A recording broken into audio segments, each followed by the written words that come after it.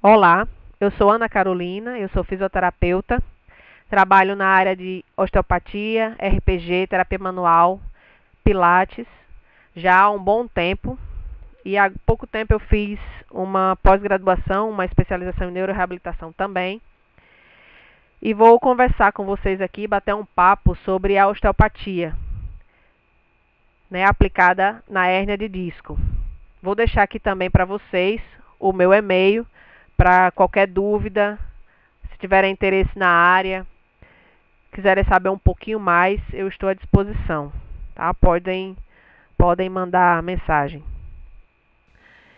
Vamos conversar um pouquinho sobre coluna vertebral, sobre a hérnia de disco, como é que ela acontece, qual a incidência, onde a gente pode encontrar mais na região da coluna, que região da coluna ela acontece mais. Vou conversar um pouquinho com vocês sobre a osteopatia, que para muitos soa como um nome novo, né, uma terapia nova, mas ela já está aí desde o século XIX, ela vem sendo estudada. E por último, nós vamos fazer a correlação entre a osteopatia e a hérnia de disco, né, a aplicabilidade da osteopatia dentro da hérnia de disco. Para começar, eu quero fazer uma breve revisão da parte anatômica, né? E para começar, quero conversar com vocês um pouquinho sobre a parte óssea. Então, a coluna vertebral é formada por 33 vértebras que vão se articular entre si e estão distribuídas em regiões. A primeira região é a região cervical, que contempla 7 vértebras, que aqui nesse esquema ela vai ser apresentada para vocês na cor rosa. Temos 12 vértebras torácicas em azul, 5 vértebras lombares em verde, 5 vértebras sacrais fundidas e 4 vértebras coxígeas. Essa coluna ela vai ter uma ligação, ela vai se articular com outras estruturas. Superiormente, ela vai se articular com o crânio. E uma parte particular desse crânio, o occipito, dentro da osteopatia ela é chamada de C0. Tal é a intimidade dessa região do crânio com a região cervical. Ela vai se articular ainda com as costelas e com o ilíaco. E aqui a gente pode ver nesse esquema a disposição das costelas, do ilíaco. E essas costelas, elas vão ter uma ligação íntima, elas vão se articular posteriormente com as escápulas, formando a articulação também, e anteriormente com a clavícula e com o externo. Já a coluna lombar, ela vai se articular inferiormente com a região pélvica. Além da região óssea, né, da parte óssea, a gente vai falar também sobre os ligamentos, que primeiramente era considerado como sendo o responsável pela estabilização da coluna. Só que hoje a gente sabe que eles são apenas as estruturas que vão direcionar os movimentos e proteger as vértebras de movimentos bruscos ou de forças excessivas aplicadas a essa coluna. Quem realmente vai desempenhar a função de estabilizadores são os músculos. Outra estrutura importante é o disco intervertebral, que vai ficar localizado entre as vértebras e ele é o responsável pela mobilidade da coluna e também de distribuir o peso da corporal e a força gravitacional. É ele quem faz a reorganização dessas forças. Com relação à função da coluna vertebral, ela passa por um dilema contraditório, porque ela precisa ser rígida o suficiente para suportar a compressão axial, exercida pela ação da gravidade e pela massa do indivíduo, e também precisa manter uma mobilidade para que os movimentos aconteçam de forma organizada, segundo a anatomia e a biomecânica da coluna vertebral. Dentre as funções, nós vamos ter a função estática, que vai ser desenvolvida pelos corpos vertebrais, discos intervertebrais e pelas fáscias musculares. Temos a função de movimentação, que vai ser desenvolvida pelos músculos, e a função de proteção, que é desempenhada pelo canal vertebral. Além das funções, vamos entrar também na parte da curvatura da coluna vertebral. Entre as vértebras, existe uma alternância entre uma cifose, que vai estar ligada à proteção, e a lordose, que está ligada à mobilidade. A frente das lordoses sempre vai possuir músculos longos e potentes, que é o caso dos flexores do pescoço e o reto abdominal. Já nas curvaturas cifóticas, a gente vai encontrar músculos chatos e profundos, como por exemplo o serrátil anterior. Essas curvaturas vão estar muito mais ligadas à função de manutenção postural. E elas são caracterizadas por pouca mobilidade, então se tornam pontos fixos para a realização do movimento das cadeias musculares lordóticas. Aí, num plano sagital, a gente vai observar as curvaturas. A primeira delas, a cifose craniana, que tem como característica de proteção do cérebro. Depois vamos observar a lordose cervical, cifose torácica, que vai proteger os pulmões e o coração, a lordose lombar e, por último, a curvatura sacral côncava, que aí vai proteger os órgãos da pelve menor.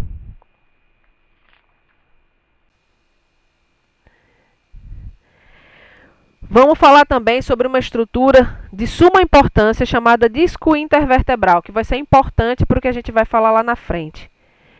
Então, ele vai estar situado entre os dois corpos vertebrais, sendo a parte essencial da coluna vertebral.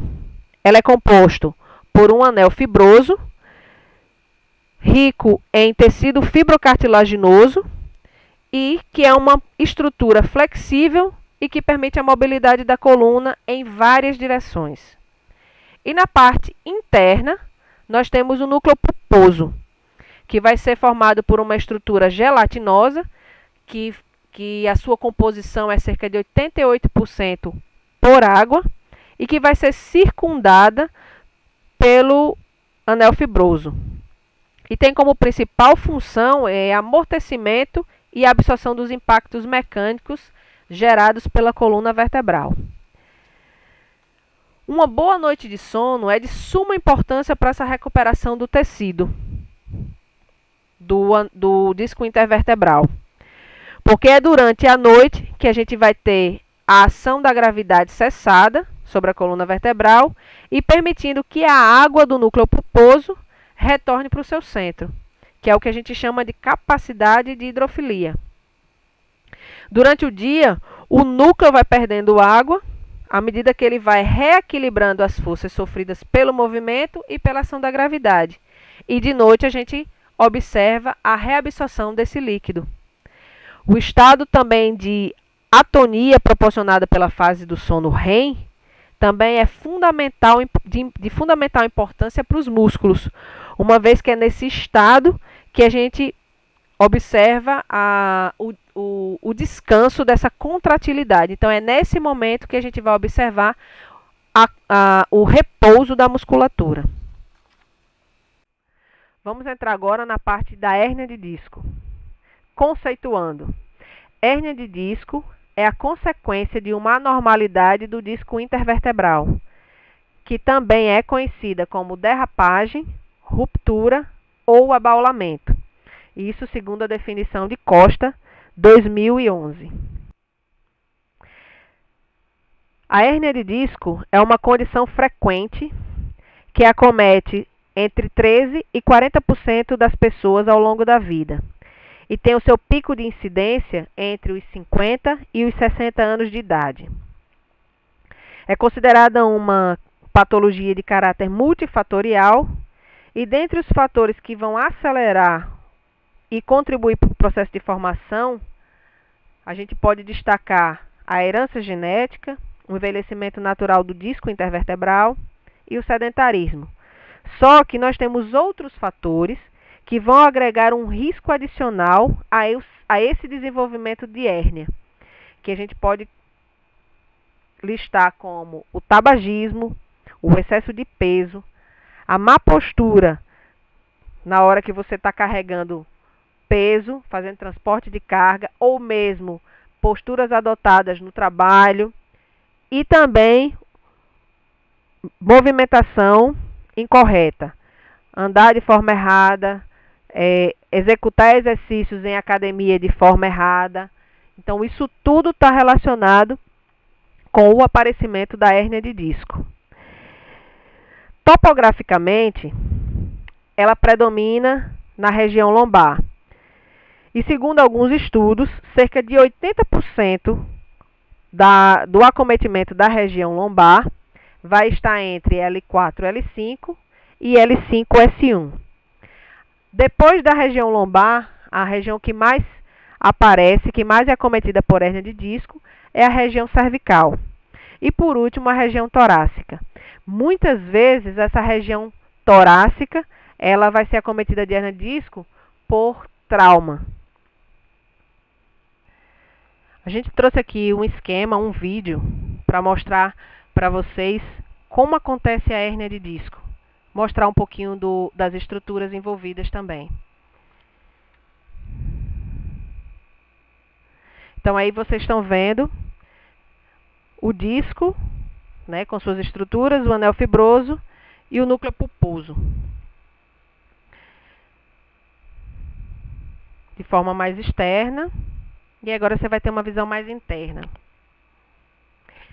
A formação da hérnia de disco, ela vai se iniciar com o surgimento da fissura do anel fibroso, como vocês estão vendo, e por onde vai sair o conteúdo gelatinoso, acometendo as raízes nervosas espinhais de diferentes formas e graus, como acontece aí. Aconteceu a hérnia, e aí vai sensibilizar o nervo, e que por sua vez vai ter uma repercussão em todas as partes de inervação desses nervos. Nesse processo aí, pode haver desde um abaulamento do disco até o rompimento da parede discal, com o extravasamento do conteúdo nuclear para o canal medular. E aí a gente vai ter, respectivamente, a protrusão e a extrusão com sequestro. Vamos entrar agora no campo da osteopatia. A osteopatia é uma técnica de diagnóstico e tratamento que existe desde o século XIX. Ela foi desenvolvida pelo médico americano Andrew Taylor Still após a perda dos 3 filhos e da primeira mulher com meningite. E aí ele se sentiu desafiado a buscar outras alternativas, outras formas de tratamento de doenças. Ele também era muito descontente com as práticas médicas da época, que envolvia o uso de ópio, arsênico, realizava muitas amputações. Além de questionar, né, que aquelas práticas elas faziam muito mais mal do que bem à população. E começou a ver também as questões cirúrgicas, as formas como eram realizadas de forma insalubre, as condições de higiene da população. E o fato de que em alguns locais onde não haviam médicos, não apresentavam doenças e mortes com tanta intensidade e frequência. Então, tinha alguma coisa errada. Então, ele resolveu se isolar e começar a estudar mais sobre o corpo humano, né? Sobre o que acontece com o corpo humano, como ele é formado, né? Por isso que ele se dedicou tanto à anatomia, à fisiologia, a biomecânica. Então, a base do estudo dele foi exatamente essa. E aí ele traz o conceito para a gente de que a osteopatia é o quê?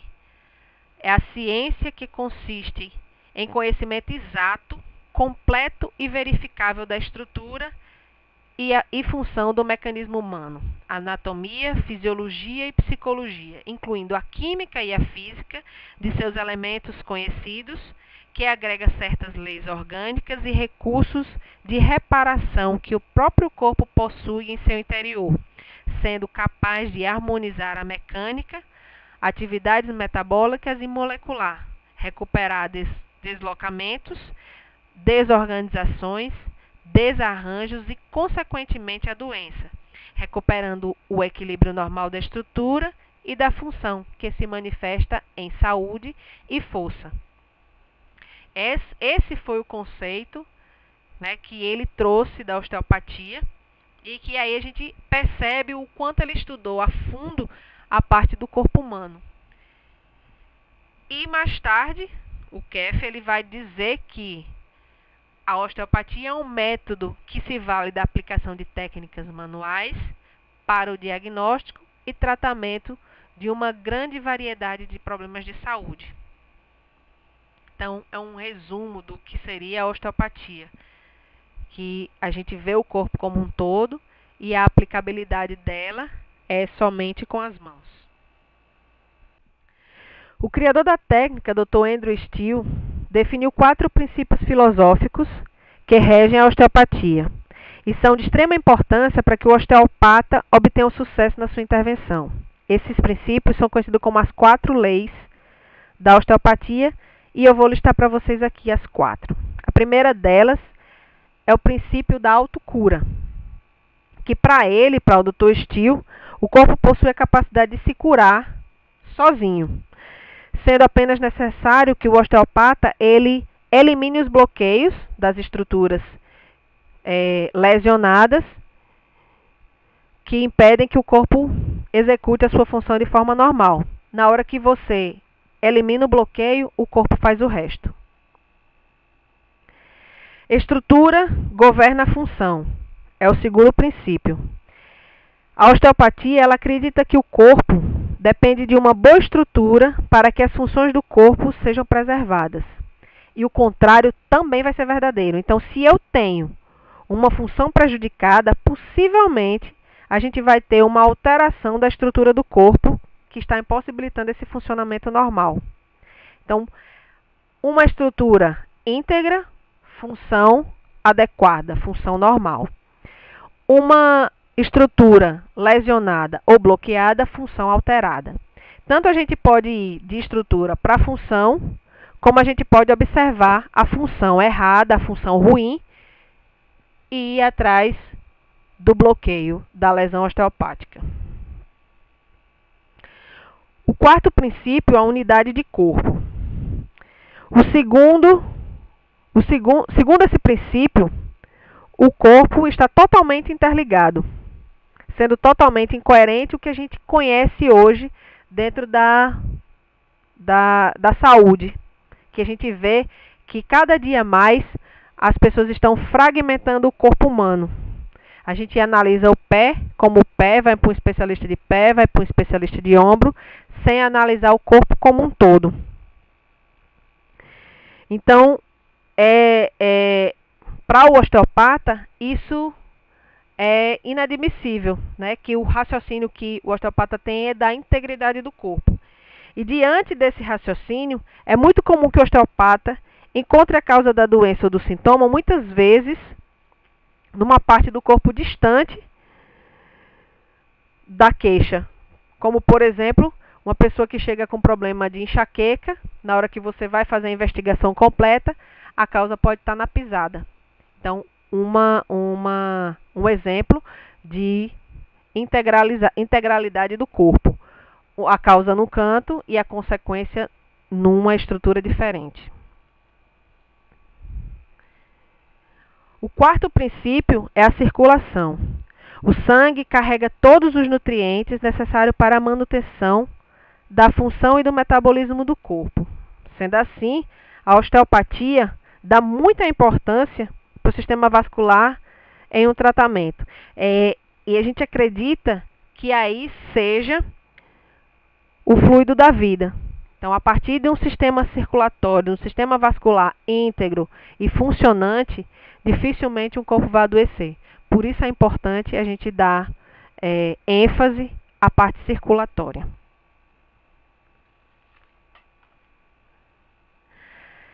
Apesar da osteopatia enxergar o corpo como um todo e acreditar que é justamente essa divisão que a caracteriza, além de ser fundamental à recuperação do paciente, a gente vai dividir a osteopatia em 3 áreas. A osteopatia estrutural, e é também dessa forma que as formações aí da própria osteopatia, da especialidade da osteopatia, ela é passada para o profissional. Então a gente aprende primeiro a parte estrutural, ou estrutural e funcional, que ela vai estar relacionada ao sistema musculoesquelético e tem como principal foco de trabalho as dores do corpo. Ela vai atuar principalmente na parte ligamentar, muscular, tendíneo, articular, na parte nervosa e na facial.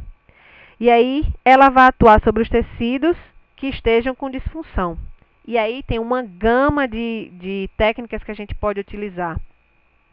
A gente tem o stretching, tem a pompagem, tem a inibição muscular, a eliminação de ponto de gatilho, as técnicas funcionais, as técnicas neuromusculares, o thrust, que são técnicas diretas. Então tem uma gama de técnicas a serem utilizadas. E aí vai dar a avaliação de cada profissional, avaliar o seu paciente e ver qual a técnica mais importante e a mais apropriada para aquele caso. Muitas vezes a gente quer resolver o problema rápido, que uma técnica de thrust, que é justamente a mais conhecida dos estalos, né? Ela é uma técnica rápida e de resposta rápida também. Mas muitas vezes o paciente chega para você no consultório muito fragilizado e essa técnica não vai ser legal. Então a gente tem que analisar e ter sensibilidade de analisar o paciente que está chegando, se ele aceita, se ele permite que isso seja feito. A outra área é a área craniana, que vai estar relacionada principalmente com o sistema neurovegetativo, os nervos cranianos e o livre trânsito de informações neurológicas por toda a extensão da coluna vertebral, até o sistema nervoso central. E todos esses sistemas reguladores do corpo dependem dessa integridade de função. Aí a gente vai atuar sobre o sacro, principalmente por conta da ação da dura mater, que é o mecanismo sacro-crânio. Vai atuar nas fáscias presentes na base do crânio, a saída dos pares cranianos pelos forames cranianos e atuar também nas aderências musculares. E basicamente a gente vai utilizar técnicas funcionais, que apesar de serem bem suaves, vão produzir um efeito muito importante. Então, a regulação dessa parte da craniana. E a outra área é a área da osteopatia visceral. Ela vai estar voltada para o bom funcionamento do corpo. Ela vai lidar com as relações entre víscera, sistema nervoso central e o sistema estrutural. E aí tem como principal foco de tratamento as alterações viscerais e sistêmicas.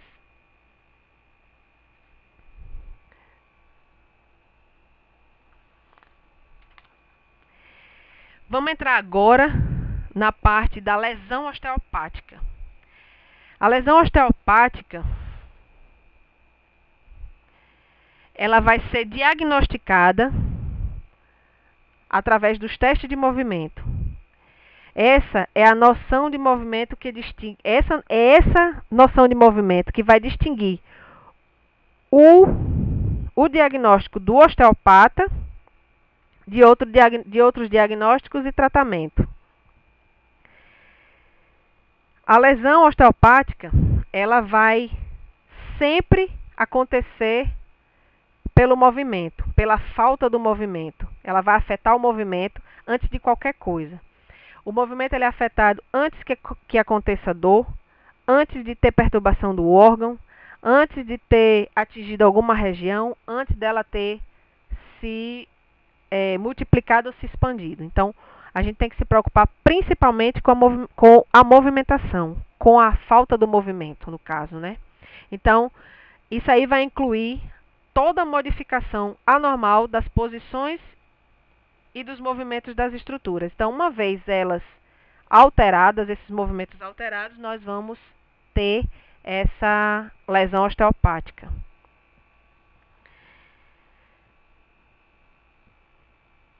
A lesão osteopática também, a gente vai ter regiões de hiper e de hipomobilidade. A hipermobilidade é normalmente a queixa que o paciente chega ao nosso consultório. É a dor, é o incômodo. E a região que a gente vai buscar, que a gente vai se preocupar mais, é com a região de hipomobilidade. A dor que o paciente traz para o consultório é a dor, a sintomatologia da hipermobilidade. E aí a gente vai buscar a disfunção estrutural através do toque, através da movimentação e muitas vezes, quando a gente chega à distância nessa hipomobilidade, a gente pode encontrar também uma dor, que é chamada uma dor silenciosa. Ainda dentro da hiper e da hipomobilidade, a gente vai ter estruturas e características bem diferentes. No corpo, toda perda de mobilidade, que é a hipomobilidade, de um elemento traz um prejuízo de outra zona, que vai ser uma compensação. Então, a gente tem uma região de hipomobilidade. Essa hipomobilidade vai trazer uma compensação em outra região, que aí vai ser uma hiperfunção e uma hipermobilidade. Essa zona de hipermobilidade que estamos falando, ela pode ser supra ou infrajacente à fixação articular. A região de hipomobilidade, a gente vai ter alguns achados. Dentre eles, o espasmo muscular, a aderência, a fixação articular. A gente vai ter espontaneamente, ela vai ser assintomática, ou como eu falei, da dor lesional, da dor silenciosa, ela vai acontecer nessas regiões hipomóveis. E é detectada essas alterações também pelo teste de mobilidade comparativo, de um lado com o outro. As regiões de hipermobilidade, a gente vai ter uma inflamação de tecidos periarticulares, músculos inflamados, ligamentos inflamados, cápsulas. Vamos ter também edema e anóxia, irritação das raízes nervosas e aí a dor espontânea, que é a dor que traz o paciente ao nosso consultório. É essa região de hipermobilidade. Outra coisa importante nas zonas de hipermobilidade é que ela traz também uma hipotonia muscular. A hipermobilidade e a fixação podem existir no mesmo complexo articular ou em outro. Isso aí vai depender muito do tipo de lesão, que é aquela história da unidade do corpo. Então, vejo uma fixação no canto e a sintomatologia no outro. Com relação às técnicas utilizadas, tratamentos osteopáticos são convencionalmente classificados em usos de técnicas de tecido mole, e de articulação e de manipulação. Então, vão ter várias técnicas, como eu falei lá, já separando pelas áreas. Então, a gente tem o thrust, tem a técnica de pompagem, tem as técnicas de tração. Então, são várias técnicas. E, muitas vezes, essas técnicas, como eu havia falado, ela tem que ser cuidadosamente escolhida. Às vezes não é hora, nem o momento, nem o paciente vai aceitar determinadas técnicas. Então a gente tem que escolher. Existe uma gama grande, tem um leque enorme de opções que a gente pode ter. Então vamos trabalhar a que for mais apropriada para aquele momento. A osteopatia, ela vai estar contraindicada nos seguintes casos: tumor, reumatismo inflamatório e infecções. A osteopatia, precisamente, é indicada para tratamentos de disfunções musculoesqueléticas, viscerais, faciais e cranianos. E está somente contraindicado nesses casos que eu listei para vocês. Carol, é indicado para quem? Não há idade. A gente tem manipulações que podem ser feitas na criança, no recém-nascido e no idoso. Então, a gente pode passar por todas as faixas etárias. Toda e qualquer pessoa pode sim receber um tratamento de osteopatia, só respeitando essas contraindicações que eu listei para vocês. Agora a gente vai ver a aplicabilidade da osteopatia dentro do tratamento da hérnia de disco. Vamos buscar lá atrás, que a gente viu, a lesão osteopática e vamos comparar com a hérnia de disco. Então, a lesão osteopática é uma região de fixação e sem sintoma, podendo ter sintoma apenas quando a gente palpar. A hérnia de disco, ela é uma região de hipermobilidade, de sintoma e de sobrecarga. Então, não bate com lesão osteopática. Então, a gente tem a sintomatologia, tem a hérnia de disco, que será uma compensação de alguém que está com o hipofuncionamento. Então, a gente vai ter que buscar, para trabalhar direito dentro da osteopatia, a gente vai ter que buscar quem não está funcionando. Se a gente fosse pegar como exemplo uma hérnia de disco lombar, a gente teria que investigar a região torácica e a região sacroiliaca, para poder saber quem está com hipomobilidade. Uma vez que a gente disse que a região de compensação, a região de hipomobilidade, ela vai ter uma compensação supra ou infrajacente. E aí a gente vai ter que buscar aonde está a região de hipomobilidade. E isso a gente vai descobrir através da avaliação, através de testes de movimentação das estruturas. Teste de movimentação das estruturas de forma comparativa. Então, é a partir daí que a gente vai descobrir. Mas não vamos deixar a sintomatologia da hérnia de disco também, que o paciente vá-se embora com ela para casa. A gente vai tentar também melhorar isso. Mas o principal foco, a principal atuação do osteopata vai ser na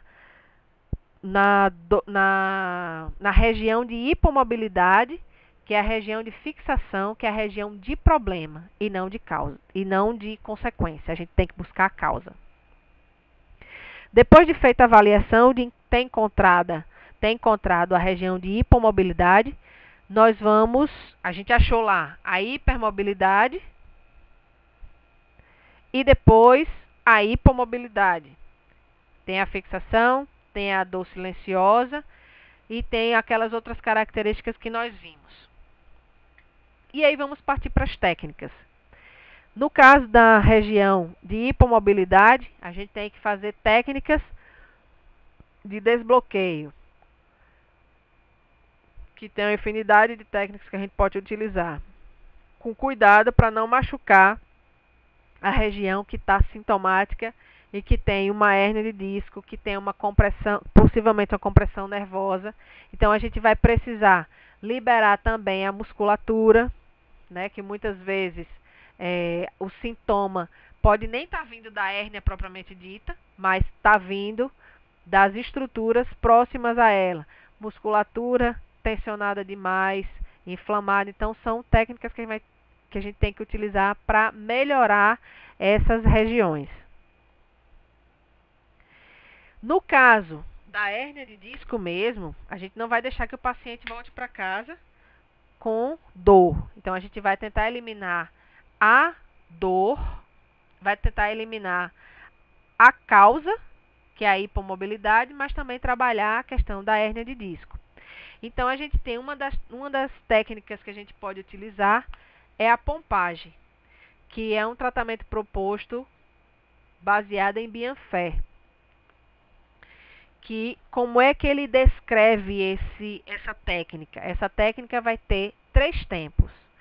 Um tempo de tensionamento, que aí você vai tensionar e vai sentir o feedback através da sua mão, do tensionamento das fáscias. A partir do momento que você vai sentindo ceder, você vai tensionando até o momento que ela não permite que ceda mais. Então, você vai permanecer, que é o segundo tempo. É o tempo de manutenção. É um dos tempos mais importantes da pompagem.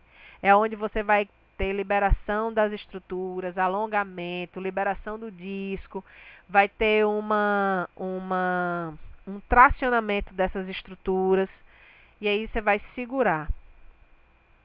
Depois de um tempo, você vai fazer um retorno para a situação normal, para o retorno da articulação. E aí vai levar de volta. E esse tempo tem que ser também bem lento. Isso vai trazer um conforto incrível para o paciente e vai surtir de grande benefício. A outra, que é aqui, por exemplo, uma pompagem cervical, né? Outra técnica é a mobilização neural. Em alguns estudos, eles aconselham como sendo numa fase inicial da hérnia de disco que você pode utilizar. E a mobilização neural o tratamento consiste na aplicação de movimentos oscilatórios e ou brevemente mantidos.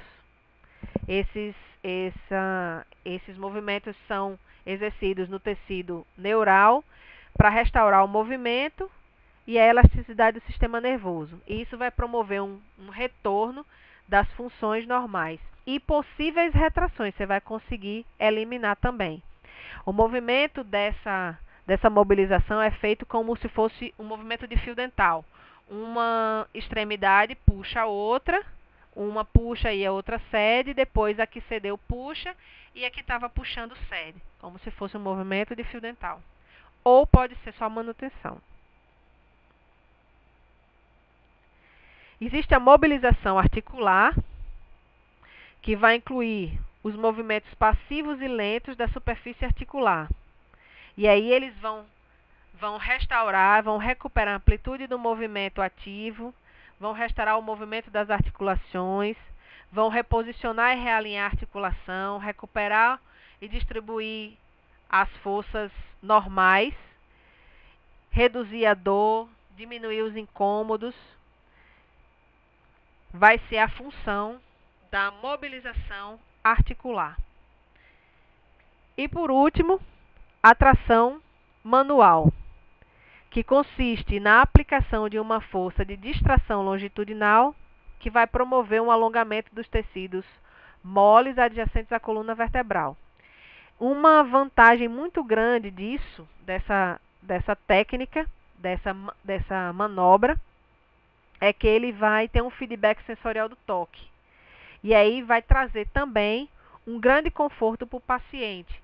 E uma das vantagens é que eles estão em repouso. Então, não vai ser preciso nenhuma execução de movimento deles. Eles estão em repouso e o osteopata, o fisioterapeuta osteopata, é quem vai executar toda a movimentação. Eu quero também colocar aqui para vocês que a gente trabalha na recuperação desse movimento, restaura o movimento, melhora os incômodos e muitas vezes bota o paciente de volta para o dia a dia dele sem dar orientações. É de suma importância que o nosso paciente saia do nosso consultório com orientações de postura, com orientações de movimentação, de encaminhar para uma atividade física, mas que ela seja feita de forma correta, de forma a não trazer prejuízo, de não promover outras lesões. Uma técnica bem legal, que eu gosto bastante, que trabalho também, é o Pilates. Eu gosto muito de juntar as duas técnicas, né? Primeiro a gente trabalha a restauração do micromovimento, da microestrutura, do ajuste articular dentro da osteopatia, trabalhando também com a postura do RPG e posteriormente trazendo para dentro do Pilates, que vamos trabalhar o grande movimento.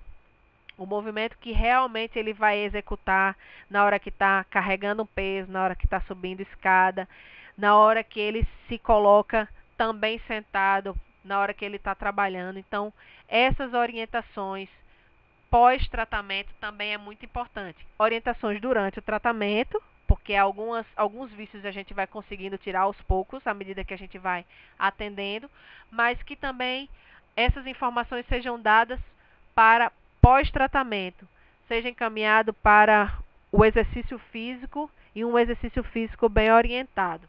É de suma importância. Bem, então é isso que eu tinha para falar para vocês. Um bate-papo sobre essa atuação da osteopatia na hérnia de disco.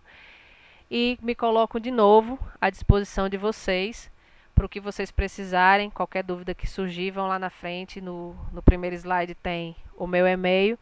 Pode ficar à vontade de perguntar, se quiser saber alguma coisa sobre a atuação da osteopatia, mesmo que não seja na hérnia de disco. E estou à disposição, quero agradecer o tempo cedido aqui para conversar um pouquinho com vocês. Muito obrigada.